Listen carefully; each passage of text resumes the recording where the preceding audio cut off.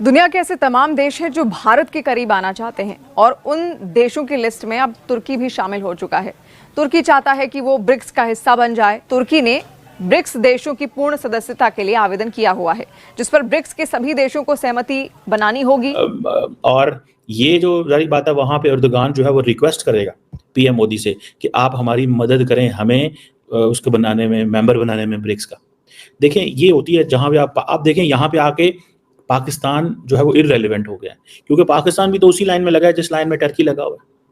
पाकिस्तान भी तो उसी लाइन में लगा है जिस लाइन में बाकी इस्लामिक ममालिक या मुस्लिम ममालिक या अदब ममालिक खड़े हो। पाकिस्तान जो कि मुस्लिम उम्मा का नारा लगाता था, आज वो मुस्लिम वर्ल्ड भारत के पीछे खड़े हैं। जी बिल्कुल, हम बात कर रहे हैं उर्तुगान की, जिन्होंने यूनाइटेड नेशन के अंदर कश्मीर का जिक्र ना करते हुए सीधा सीधा भारत का सपोर्ट मांगा है ब्रिक्स की मेंबरशिप के लिए। इंडिया की पोजीशन जो है वो बड़ी क्लियर होती जा रही है। ऊपर से सबसे बढ़ के जो चीज है कि टर्की ने ब्रिक्स की मेंबरशिप के लिए अप्लाई किया हुआ।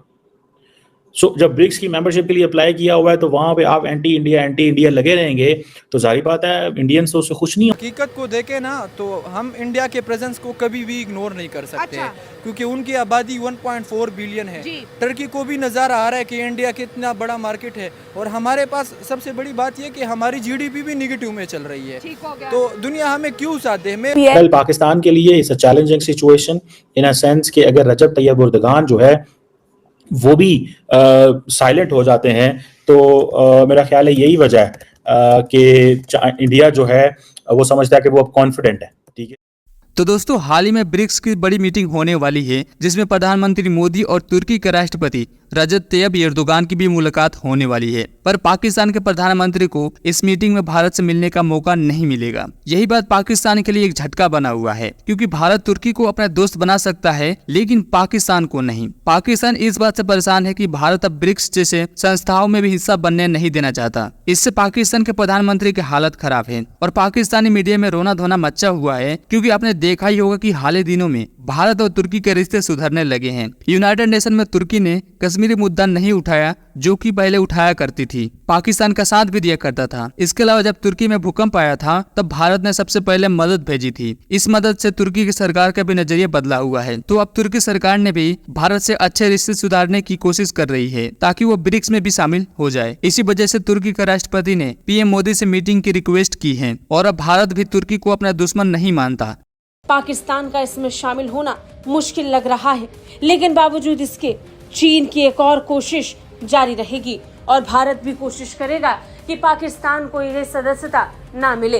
पॉलिटिक्स में तब्दीलियां आ रही हैं। पाकिस्तान जो है उसके लिए चैलेंजेस भी हैं, अपॉर्चुनिटीज भी हैं। लेकिन अगर आपको याद हो कि रिसेंटली जब यूएन जनरल असेंबली में टर्किश प्रेसिडेंट रजब तैयब एर्दोगान ने कश्मीर के मसले को डिस्कस ना किया, और कहा जाता है 2019 के बाद जब से कश्मीर का मसला, जब इंडिया ने 370-35 रिवोक किया, तब से जो दुनिया के अंदर पाकिस्तान बड़ी कोशिश कर रहा था, इस आलम इस्लाम में कोशिश कर रहा था, तो टर्किश प्रेसिडेंट हमेशा डिस्कस किया करते थे, लेकिन यूएन जनरल असेंबली में उन्होंने डिस्कस नहीं किया। यही वजह सुनने में आ रही है कि भारत के वज़ीर आज़म नरेंद्र मोदी जो हैं वो मुलाकात करेंगे रजब तैयब एर्दोगान से कज़ान के अंदर, रशिया के अंदर, जहाँ पे G20 की मुलाकात हो रही है। आपको पता है रशियन प्रेसिडेंट पुतिन ने कहा है कि जो ब्रिक्स है it's not anti west, it's non western group.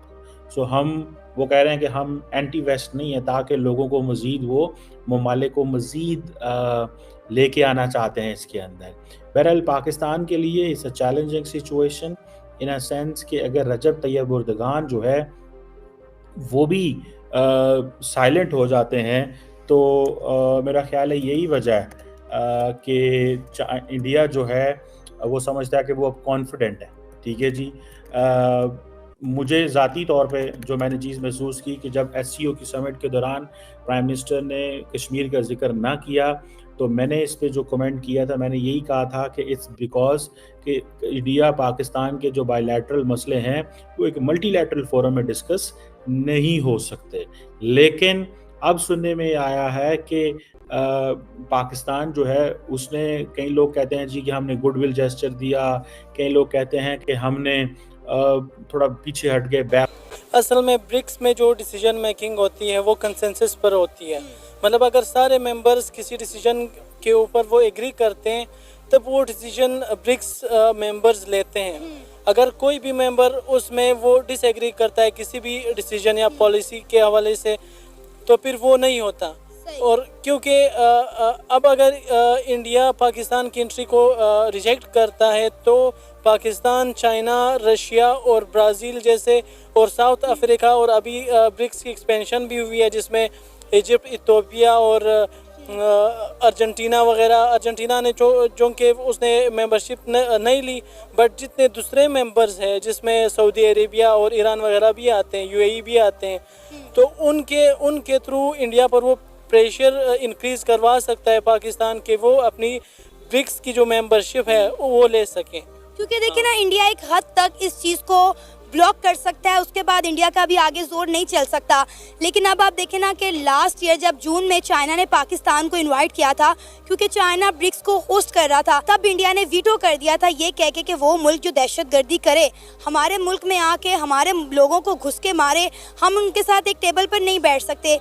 कि इंडिया जो कि आप समझ लें कि जिसके हिस्टोरिकल रिलेशन जो हैं बहुत अगर आप जाएं 1920 में तक जाते हैं, इंडिया कहता है कि हमारे कल्चरल कनेक्शंस हैं मुग़ल एम्पायर जब थी, लेकिन जो फॉर्मल ताल्लुकात जो बने वो तो 1948 में ही बने थे।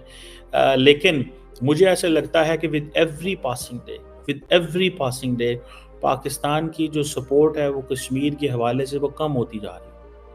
किसी इस्लामिक मुल्क ने, किसी ओआईसी के कंट्री ने कश्मीर के मसले को डिस्कस नहीं किया, बिकॉज इंडिया की पोजीशन बड़ी क्लियर होती जा रही है।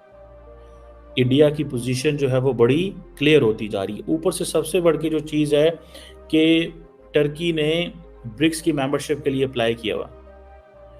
जब ब्रिक्स की मेंबरशिप के लिए अप्लाई किया हुआ है तो वहाँ पे आप एंटी इंडिया लगे रहेंगे तो जाहिर बात है इंडियंस तो उससे खुश नहीं होंगे।